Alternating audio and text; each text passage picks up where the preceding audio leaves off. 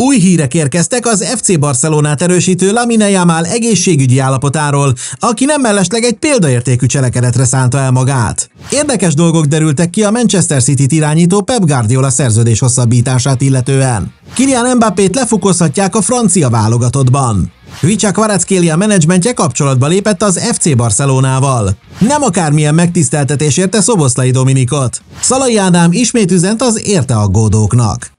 Üdvözlünk titeket a Tiki Taka TV-n, ahol ebben a videóban beszámolunk nektek a foci világ legérdekesebb és legfontosabb híreiről. Videónk elején szeretnénk üdvözölni az elmúlt egy napban csatlakozott két új tagunkat, Déliát, valamint a legjobb tudomásunk szerint a Tiki Taka TV-t gyakorlatilag már a kezdetektől fogva követő Atletico de Bandit, akikkel együtt már 100-nál is több tagot számlálunk, és akiknek ezúton is nagyon szépen köszönjük a csatornánk támogatását. Most pedig térjünk rá a foci világ legérdekesebb híreire.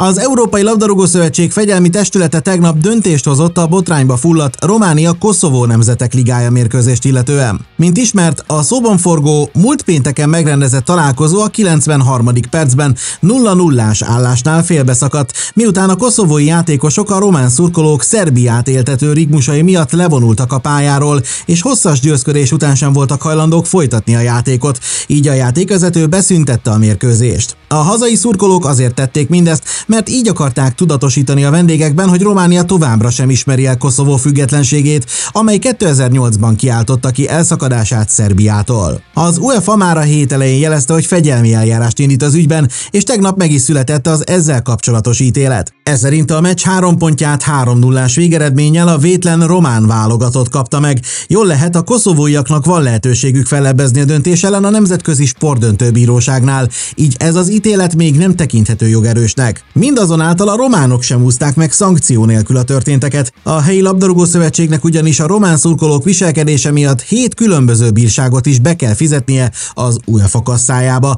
amelyeknek az összértékük 128 000 euró. Emellett pedig egy mérkőzést majd zárt kapuk mögött kell lejátszaniuk a VB-selejtezőkön.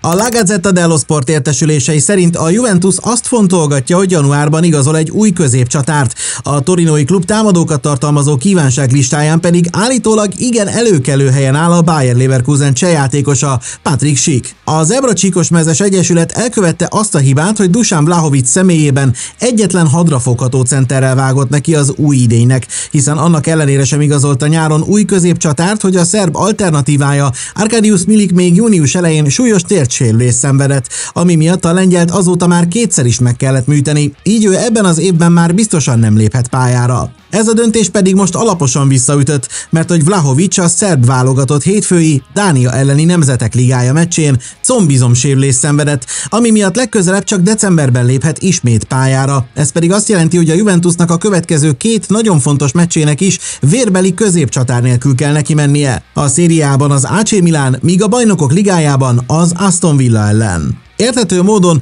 a Juventus vezetősége szeretné elkerülni, hogy a szezon hátralévő részében ismét előálljon egy ehhez fogható szituáció, amit nyilvánvalóan egy új középcsatár januári szerződtetésével lehet csak megelőzni. És ha hihetünk a Gazettának, a klub sportigazgatója Cristiano Giuntoli ezt a problémát a Bayer Leverkusen erősítő, ám ott csak perevembernek számító Patrik Schick leigazolásával orvosolná. A 28 éves játékos megszerzése annyiból mindenképpen logikus lépés lenne a torinóiak részéről, hogy már rendelkezik szériás tapasztalattal, mivel anno a Sampdoriában és a Rómában futballozva már 3 idényt is eltöltött az olasz élvonalban, ráadásul egyszer már nagyon közel állt ahhoz, hogy a Juventushoz igazoljon. Ez 2017 nyarán történt, amikor már az öreg hölgy által szervezett orvosi vizsgálaton is átesett, ám mielőtt aláírhatta volna a szerződését, a Juve váratlanul visszalépett a leigazolásától. A pletykák szerint azért, mert nem találták megfelelőnek a fizikai állapotát. Azzal egyébként azóta is akadnak problémák, hiszen Schick igencsak sérülékenynek számít. Vélhetően ennek is tudható be, hogy állítólag a Juventusnál is csak egy fél évre szóló kölcsönszerződésben gondolkodnak az esetében, és a torinóiak a végleges megoldást, a középcsatárposztot érintő problémára a nyár óta a Manchester United-et erősítő, ott azonban eddig meglehetősen visszafogott teljesítményt produkáló Joshua Zirkzében látják, akinek a megszerzéséért majd jövő nyáron indulnak harcba.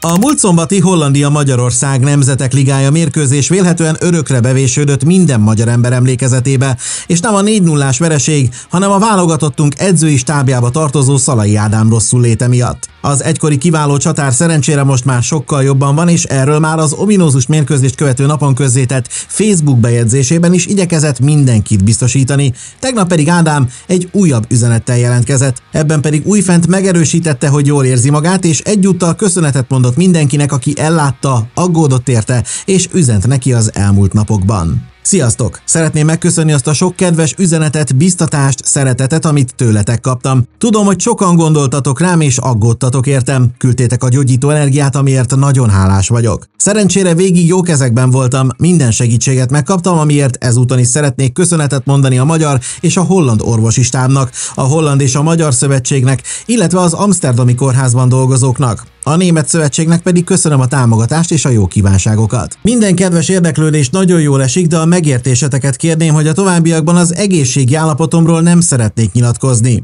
Jól vagyok, és ez a jövőben is így lesz. Gratulálok a fiúknak és a stábnak a helytálláshoz és a tegnapi pontszerzéshez. Nem volt könnyű, de tudom, hogy értem is küzdöttek. Nagyon köszönöm. Hálás vagyok a szurkolók támogatásáért. Ismét bebizonyították, hogy ti vagytok a csapat 12. és egyben legfontosabb láncszeme. Jövőre folytatjuk. Hajrá magyarok! Üzente Szalai. Nem akármilyen elismerésben részesült a magyar válogatott csapatkapitánya, Szoboszlai Dominik. A 24 éves középpályás ugyanis bekerült az egyik legismertebb statisztikákkal foglalkozó oldalnál, a 20-kornál a Nemzetek Ligája csoportkörének legjobb játékosaiból összeállított Álom 11-be. A Liverpool kiválóságának nagy szerepe volt abban, hogy válogatottunk a németek és a hollandok mögött a kvartett harmadik helyén végezve elkerülte az egyenes kiesést az A divízióból, amihez Dominik, aki az NL 24-25-ös idényében az összes meccset végigjátszotta, 3 góllal járult hozzá, miközben csapatunk összvisz 4 alkalommal talált be az ellenfelek kapujába a csoportkörben, azaz egy kivétellel az összes gólunkat ő szerezte. Emellett pedig még kiosztott 27 kulcspaszt is, aminél több ilyen jellegű átadást egyetlen másik játékos sem tudott produkálni az A-ligában, amelynek a 20 kord által összeállított Álom 11-ébe rajta kívül még Predrag Rajkovic, Denzel Dumfries, Harry Suter, Aymeric Laporte, Luka Digne, Bruno Fernandes, Kai Havertz, Florian Wirtz, Cristiano Ronaldo és Jamal Musiala került be. Tegnap új, az FC Barcelona szurkolói számára pedig nem éppen jó hírek érkeztek Lamine Yamal egészségügyi állapotával kapcsolatban. A madridi AS című napilap ugyanis a klubhoz közeli forrásokra hivatkozva arról számolt be, hogy a 17 éves támadónak a szombati Celta Vigo elleni bajnokit szinte biztosan ki kell hagynia, mivel továbbra is fájdalmat érez a jobb bokájában. Mint ismert, Yamal a november 6-án megrendezett Crvena Zvezda elleni bajnokok ligája találkozón dőlt ki a sorból, és az első hírek akkor arról szóltak, hogy emiatt nagyjából 2-3 hét kihagyással kell számolni az esetében. Nos, a 2 hét elvileg a szombati Celta meccsen telne le, de a lap szerint esélyes, hogy még a november 26-i, azaz jövő héten sorra kerülő Stade Brest elleni bajnokok ligája mérkőzésen sem lehet majd ott a keretben, és minden bizonnyal csak a hónap utolsó napján a Las Palmas elleni hazai La Liga mérkőzésre lesz ismét bevethető állapotban. Ez azért is rossz hír a katalánokat irányító Hansi Flick számára, mert csapata ebben a szezonban eddig mindkét olyan mérkőzését elveszítette, előbb az Osasuna, majd a Real Sociedad ellen, amelyen Yamal vagy nem volt ott a kezdőben, vagy be sem került a meccskeretbe. Az ugyanakkor jó hír a gránátvöröskékek számára, hogy az AS szerint az eddig szintén sérüléssel küzdködő Robert Lewandowski, Eric Garcia kettős immár 100%-os állapotban van, így ők már a szombati meccsen is pályára léphetnek, akárcsak a fiatal védő Hector Fort. Yamal kapcsán pedig azt is érdemes megemlíteni, hogy a fiatal játékos úgy döntött, hogy a gyermekek védelméért küzdő UNICEF nevű szervezet nagykövete lesz, amelyhez teljesen önzetlen módon csatlakozik, anélkül, hogy ezért bármiféle honoráriumot is kapna. Mindezt tegnap a közösségi oldalára feltöltött videóban jelentette be, amelyben a kisöccsével együtt látható, akinek épp egy inspiráló üzenetet tartalmazó levelet olvas fel, amely a világ összes gyermekének van címezve. Tudtad, hogy minden gyereknek joga van a játékhoz? Szerencsére én gyerekkoromban sokat játszottam, és most abban a szerencsés helyzetben vagyok, hogy felnőve is tovább játszhatok. Szeretnél tudni egy titkot? Amikor kilépek a pályára, még mindig ugyanaz a gyerek vagyok, aki élvezi a futballt. Vallotta be a videóban Yamal, azt is kiemelve, hogy a sikerének kulcsa abban rejlik,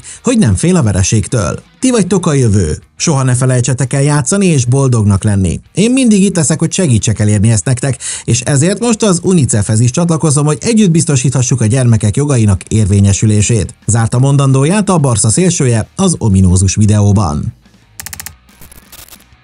Olaszországi sajtóhírek szerint megakadtak a tárgyalások a Napoli és Vice Kvaratskhelia között a játékos szerződésének meghosszabbításáról, és amennyiben a támadó nem ír alá új kontraktust, akkor az Égszínkékmezes Egyesület jövő nyáron megválhat tőle. A 23 éves georgiai klasszis az elmúlt évek egyik legnagyobb fogása volt az európai labdarúgásban, hiszen a Napoli 2022 nyarán mindössze 13,3 millió euróért szerezte meg az akkor még szinte teljesen ismeretlen játékost a Dinamo Batumitól, akiből szinte hónapok alatt a Serie A egyik legjobbja lett. Kvaratskhelia az első idényében bajnoki címet nyert a Napolival, és megválasztották az olasz élvonal legjobb játékosának is, és azóta is bizonyítja, hogy esetében nem csupán egyetlen kiugró szezonról volt szó, mert hogy továbbra is kulcsembernek számít csapatában, ami Antonio Conte edzősége alatt nem kis teljesítmény egy ilyen kreatív futballistától, és a jelenlegi évadban már 5 gólnál és 2 asszisztnál jár, miközben a Napoli az élen áll a tabellán. Nem csoda, hogy az Egyesület szeretné meghosszabbítani a szerződését, amely ugyan 2027-ig érvényes,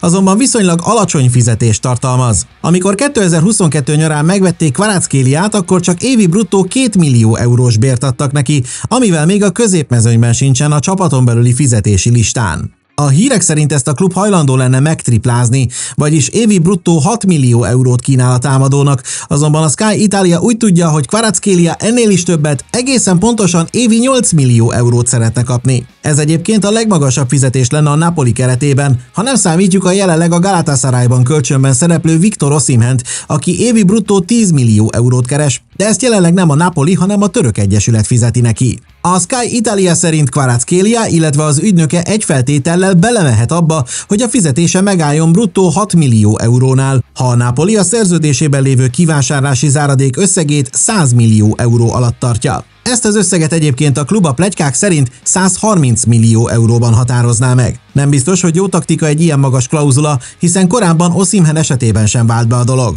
Minden esetre az olasz sportsajtó szerint, amennyiben a Kvaradónának becézett játékos nem hosszabbít, akkor a Napoli jövő nyáron megválhat tőle, hogy még a lehető legmagasabb összegért tudja értékesíteni a játékjogát. Érdeklődőben pedig nincsen hiány az esetében. Tavaly nyáron elsősorban a Paris Saint-Germainnel hozták kapcsolatba, mostanság pedig arról lehet olvasni, hogy a már jó ideje klasszis balszélső után kajtató FC Barcelona is készen áll lecsapni rá. A katalánok érdeklődéséről pedig már a georgiai játékos menedzsmentje is tud, sőt, a La Gazzetta dello Sport szerint már tájékoztatták is az FC Barcelona vezetőségét, hogy ha nem tudnak dűlőre jutni a Napolival a mostani szezon végéig sem a hosszabbítást illetően, akkor ügyfelük örömmel igazolna a csapatukba. Mindeközben az El Mundo Deportivo legfrissebb értesülései szerint a katalán egyesület másik 2 támadó, az AC Milánban futballozó Rafael Leao és a Lille erősítő Jonathan David helyzetét is kiemelt figyelemmel követi, akik Kvaratskhéliához hasonlóan már szintén kifejezték azon vágyukat, hogy szívesen szerződnének a Katalónia büszkeségének nevezett klubhoz. Ahogyan arról már a tegnapi videónkban is beszámoltunk, a The Athletic kedden közölt értesülései szerint a Manchester City megállapodásra jutott a csapat menedzserével, Pep Guardiolával, a tréner jelenlegi 2025 nyaráig érvényes szerződésének további 1 évvel történő meghosszabbításáról, valamint az új kontraktus tartalmazni fog egy 1 éves hosszabbítási opciót is, és a megegyezés ténye napokon belül hivatalossá válhat. Tegnap pedig további érdekes információk is napvilágot láttak a felek megállapodását illetően. A The Times például úgy tudja, hogy az új szerződés nem fog olyan záradékot tartalmazni, ami lehetőséget biztosítana Guardiolának arra, hogy egyoldalúan felbontsa a Manchester Cityvel kötött kontraktusát, ha a pénzügyi szabályok 115 rendbeli megsértésével vádolt klubot az ellene folytatott vizsgálatok végén jövőre kizárnák a Premier League-ből, és visszasorolnák a harmadosztályba. Azaz ebben az esetben Guardiola a City kizárása esetén is tovább irányítaná a csapatot. Ugyanakkor a Football Transfers nevű portál állítása szerint hiába hiába fog tartalmazni a katalán mester szerződése egyéves hosszabbítási opciót is, az aligha kerül majd érvényesítésre, mivel Guardiola úgy tervezi, hogy csak 2026 nyaráig fogja trenírozni az égszínkékmezes csapatot. A szóban forgó oldal úgy tudja, hogy ez csak is abban az esetben történhetne másképp, ha az egyesület vezetői úgy látnák, hogy a csapat még nem áll készen arra, hogy megbirkozzon Guardiola távozásával. Ebben az esetben ugyanis nem lesznek rest aktiválni azt az opciót, amelynek köszönhetően az 53 esztendős edzőt 2027 nyaráig a klubhoz köthetik.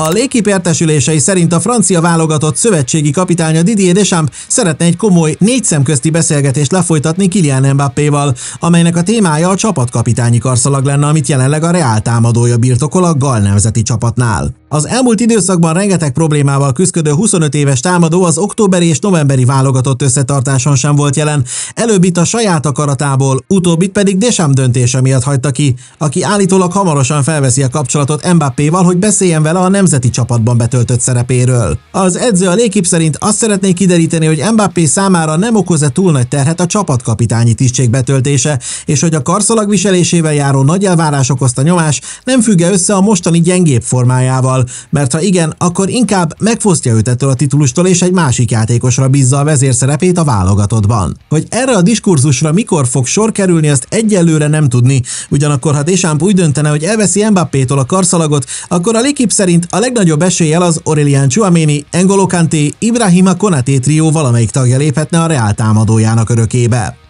Ezzel pedig a mai összeállításunk végéhez érkeztünk. Ha tetszett a videó, akkor nyomd rá egy lájkot, ha pedig új vagy itt, akkor iratkozz fel a csatornánkra, hogy ne maradj le a foci világ legérdekesebb történéseiről.